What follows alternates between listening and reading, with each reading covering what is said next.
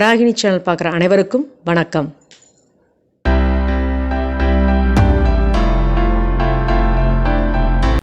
இன்றைக்கி நம்ம பார்க்க போகிற வீடியோ என்னென்னு பார்த்தீங்க அப்படின்னா, ஸ்பைசி பன்னீர் ஃப்ரை சூப்பராக இருக்கும். அதுக்கு தேவையான பொருள்லாம் பார்த்துடலாம். கடலை மாவு 1 ஸ்பூன், அரிசி மாவு 1 ஸ்பூன், கார்ன்ஃப்ளக்ஸ் மாவு 1 ஸ்பூன், மிளகாய் பொடி 1/2 டீஸ்பூன், உப்பு தேவையான அளவு, மிளகு ஒரு சிட்டியை போட்டுக்கோங்க போதும், ஏன்னா ஏற்கனவே சில்லி பவுடர் போட்டுக்கோங்க இல்லையா, அதனால 200 கிராம் பன்னீர் எடுத்திருக்கேன். இதை வந்து நல்லா மிக்ஸ் பண்ணிக்கலாம். அதோட இஞ்சி பூண்டு சாறு 1 டீஸ்பூன், லெமன் ஜூஸ் 1 டீஸ்பூன், கொஞ்சமாக தண்ணி விட்டு மிக்ஸ் பண்ணிக்கோங்க. அளவா நல்லா பிசைஞ்சிக்கோங்க. கொஞ்சம் கொஞ்சமாக தண்ணி விட்டு பிசைஞ்சிக்கோங்க.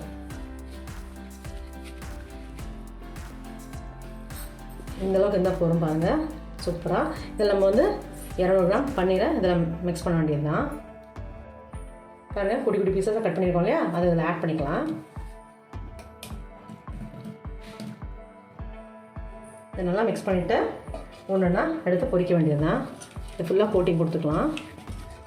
இது கொஞ்சம் காரம் வேணும்னா கூட நீங்கள் ஆட் பண்ணிக்கலாம். பட் இதுவே நல்லா காரமாக இருக்கும். அவ்வளோதான். இது அப்படியே ஒன்றுன்னா பொரிக்க வேண்டியது தான். பொரிக்கிறதுக்கு தேவையான எண்ணெய் ஊற்றிக்கலாம்.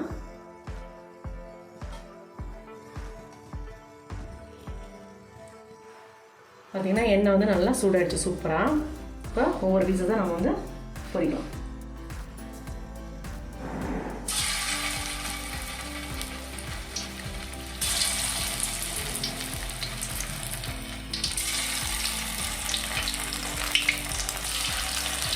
பாருங்கள், நல்லா அது ஃப்ரை ஆகட்டும். மேலே இருக்க மாவு மட்டும் நல்லா வெந்தால் போதும். சூப்பராக நம்ம எடுத்துக்கலாம். சூப்பராக ரெடி ஆகிடுச்சு. ஒரு பிளேட்டில் மாற்றிக்கலாம்.